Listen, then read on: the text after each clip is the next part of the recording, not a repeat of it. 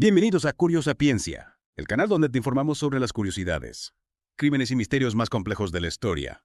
Prepárate para sumergirte en un mundo donde la ciencia forense se convierte en el detective definitivo, desentrañando las historias detrás de crímenes que parecían imposibles de resolver. Así es, a veces la realidad supera la ficción, y los crímenes más enigmáticos encuentran su resolución en las pistas más inesperadas. Hoy vamos a explorar casos sorprendentes, donde la ciencia forense fue la clave, para descorrer el velo de la incertidumbre. ¿Te imaginas que un simple botón, una mordida, o incluso un disquete hecho pedazos, pueden ser la llave para atrapar a un asesino? Empecemos con la historia de Linda Sobek, una modelo en Los Ángeles, cuya desaparición en 1995, en medio de una sesión fotográfica, desencadenó una investigación llena de giros inesperados. La desaparición de una joven y bella modelo siempre trae la atención mediática, pero en este caso, lo que parecía una simple sesión de fotos en el desierto, se transformó en una pesadilla. ¿Qué detalles? Más allá de lo evidente, les hicieron sospechar que algo andaba mal. Las contradicciones en las declaraciones del fotógrafo, Charles Rathbun, fueron la primera señal de alarma. Inicialmente negó haber contratado a Linda, luego cambió su versión varias veces, primero alegando un accidente de tráfico y luego un encuentro sexual que se salió de control. Un cambio de versión tan drástico, sin duda, levanta sospechas. ¿Qué papel jugó la ciencia forense en este caso? La ciencia forense fue crucial para desmontar las coartadas de Rathbun. La autopsia reveló que Linda murió por asfixia, no por un accidente de coche. Como él afirmaba, las marcas de ligaduras en sus tobillos indicaban que fue atada. Entonces, la evidencia física contradecía por completo la versión del fotógrafo. Exactamente. Además, el análisis forense de las fotos que Rathbun presentó como prueba demostró que eran falsas. La ciencia forense, con su capacidad de revelar la verdad oculta, se convirtió en la herramienta principal para desenmascarar al asesino. Un caso donde la verdad se escondía tras una elaborada red de mentiras. Y donde la ciencia forense actuó como un bisturí, cortando a través del engaño, para llegar al corazón de la verdad. Ahora, las lecciones de Hollywood nos trasladamos a la oscuridad del Interestatal 5, donde un asesino en serie aterrorizaba a los viajeros. Este caso me causa escalofríos, un depredador acechando la carretera. Entre diciembre de 1980 y febrero de 1981, el noroeste del Pacífico se vio sacudido por una serie de crímenes que parecían no tener conexión: robos, violaciones y asesinatos de mujeres jóvenes. Se sucedían a lo largo de la Interestatal 5. La policía lo bautizó como el asesino de la I-5. ¿Qué pistas tenían para empezar a trazar el perfil de este asesino? Había un patrón que se repetía en varios de los crímenes. Las víctimas eran mujeres jóvenes y atractivas. Sus muñecas estaban atadas con la misma cinta atlética. Y la causa de muerte eran disparos en la parte posterior de la cabeza. Pero la pista clave llegó con el asesinato de Julie Reitz en su casa de Beaverton, Oregón. ¿Qué tenía de particular este caso? ¿Por qué se convirtió en un punto de inflexión en la investigación? La puerta no estaba forzada, el equipo de música estaba encendido y había 2 copas en el lavavajillas. Todo indicaba que Julie conocía a su asesino. Este detalle los llevó a Randall Woodfield, un exconvicto que conocía a la víctima. Conocido de la víctima. Un exconvicto. Las sospechas comienzan a tomar forma. ¿Qué encontraron al investigar a este sospechoso? Woodfield se mostró evasivo durante el interrogatorio y se negó a dar una muestra de cabello o a someterse a la prueba del polígrafo. Al registrar su apartamento, encontraron una bala calibre 32, lo más importante, cinta atlética idéntica a la utilizada en los crímenes del asesino de la I-5. Una coincidencia demasiado significativa para ignorarla. ¿Qué otros elementos los llevaron a conectar a Woodfield con los crímenes a lo largo del Interestatal 5? El análisis de su factura telefónica fue revelador. Las llamadas coincidían con la ubicación de varios de los crímenes a lo largo de la I-5. Era como si el propio asesino hubiera dejado un mapa de sus movimientos. Una evidencia contundente, sin duda.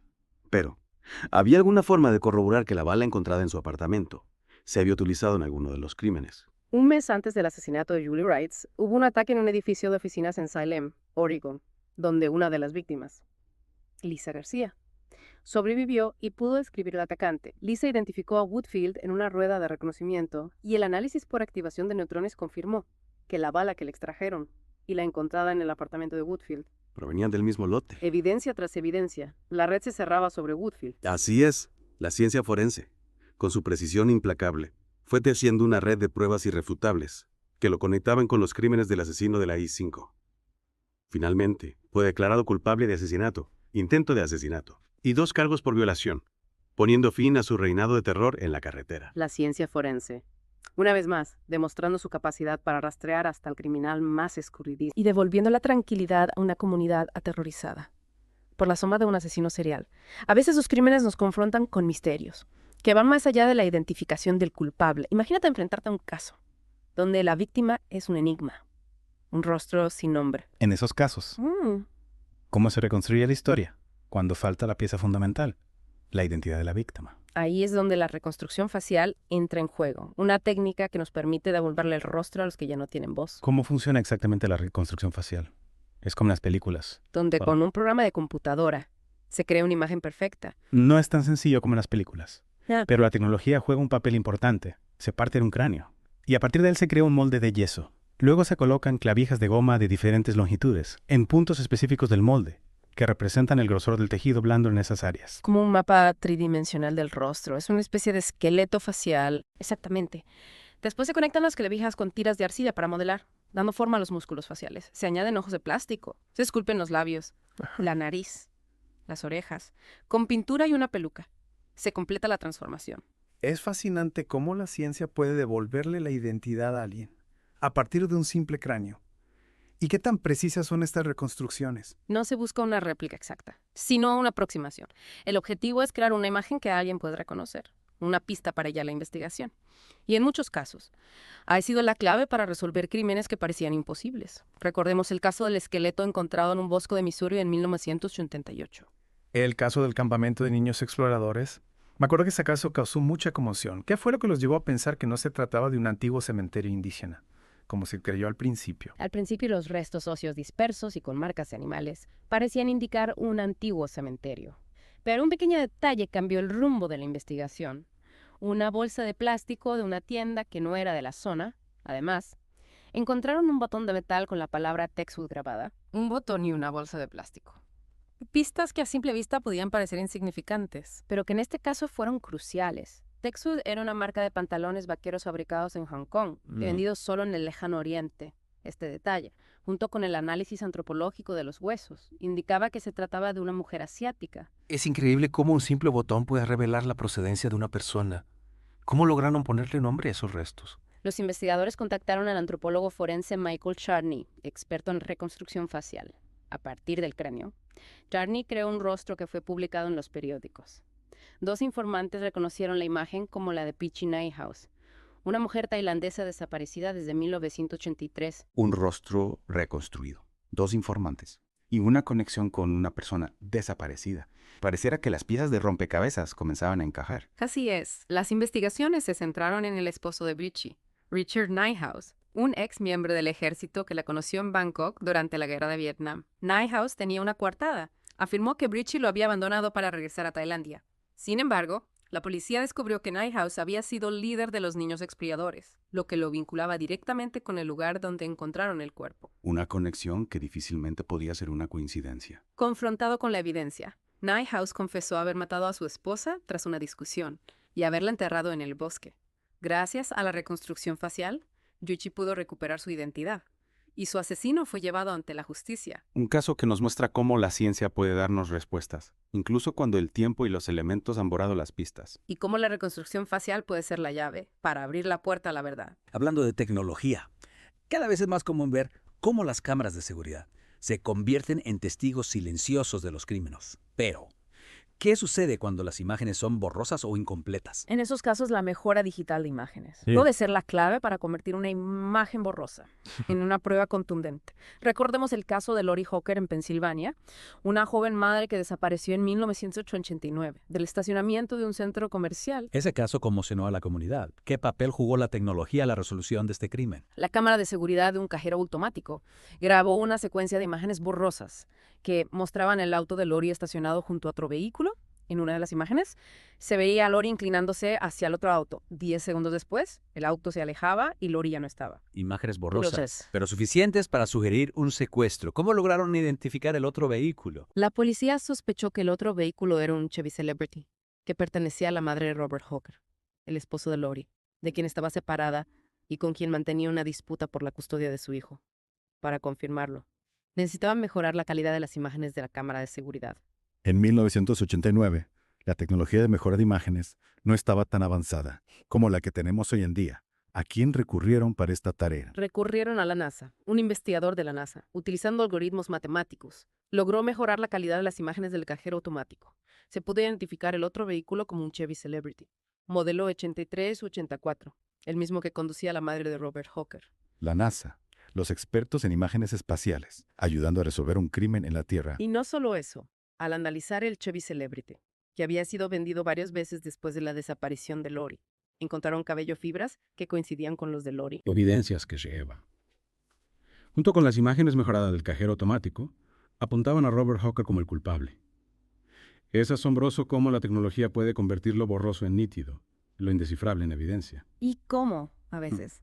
La ayuda puede venir de donde menos lo esperamos. Ahora bien, no siempre la evidencia está a simple vista. ¿Qué ocurre cuando la evidencia está fragmentada? Casi destruida. ¿Es posible reconstruirla y encontrar la verdad? Esa es una pregunta que nos lleva al caso de Joe Snodgrass, un sargento de la Fuerza Aérea estadounidense destinado en Filipinas. En 1991, su esposa, Jolie Snodgrass, fue encontrada brutalmente asesinada en su camioneta. Las investigaciones apuntaron a Joe, quien tenía una coartada y un historial de problemas maritales. Esposo con un pasado turbulento.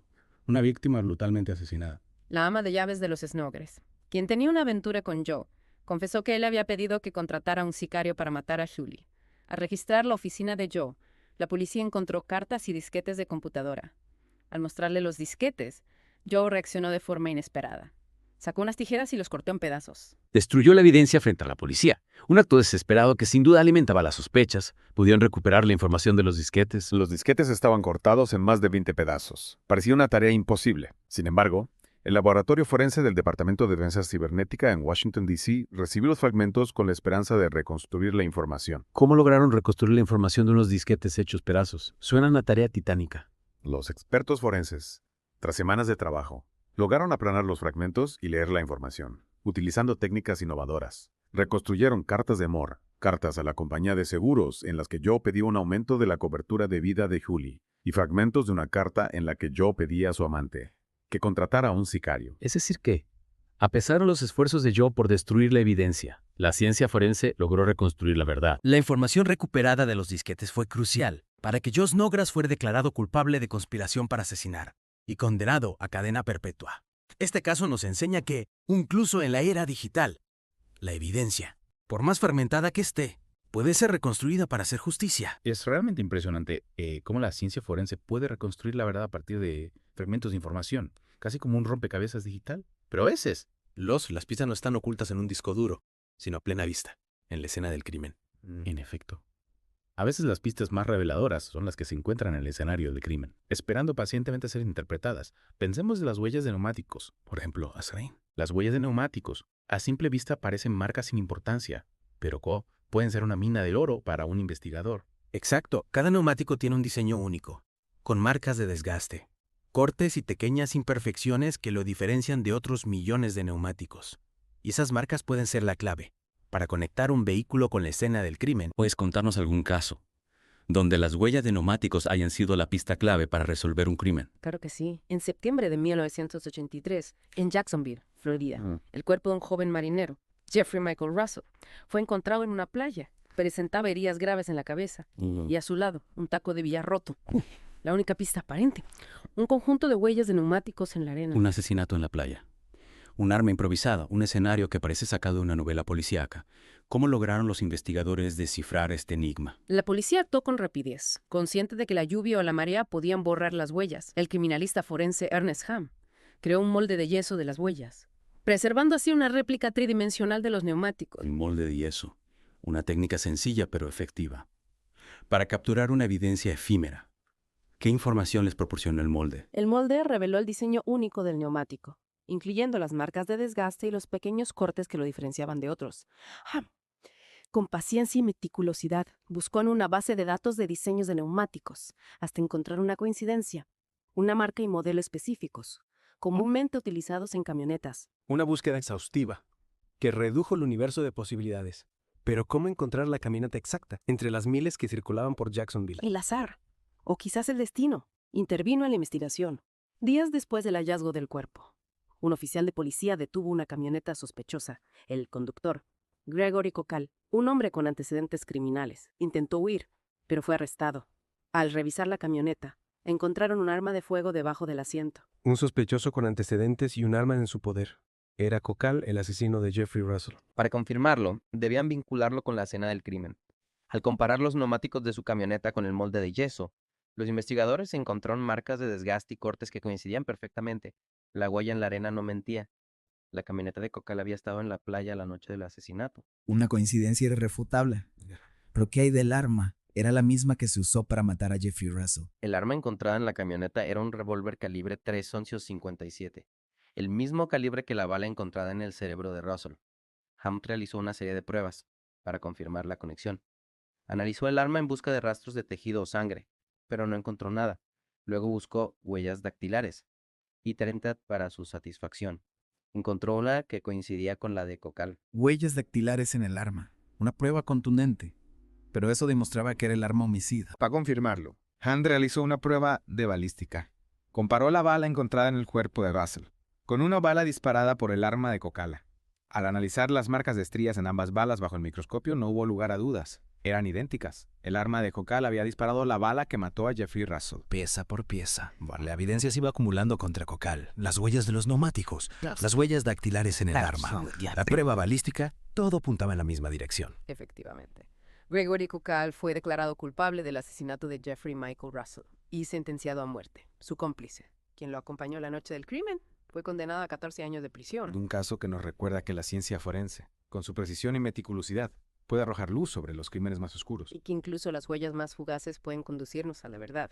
Cada detalle, por insignificante que parezca, puede ser una pieza clave en el rompecabezas de un crimen. Estos casos que hemos explorado hoy nos muestran el poder de la ciencia forense para desentrañar misterios, para dar voz a las víctimas y para llevar a los culpables ante la justicia. Es fascinante cómo la ciencia, con su rigor y su capacidad de análisis, nos permite mirar más allá de las apariencias y descubrir la verdad, por más oculta que ésta parezca. La ciencia forense es una herramienta poderosa en la búsqueda de la justicia, y su constante evolución nos asegura que seguiremos desvelando los secretos que se esconden tras los crímenes más enigmáticos. Si te ha gustado este viaje al mundo de la ciencia forense, no olvides darle like y compartir este episodio. Y recuerda suscribirte a Curiosapiencia para seguir explorando los misterios y crímenes más fascinantes de la historia. Hasta la próxima.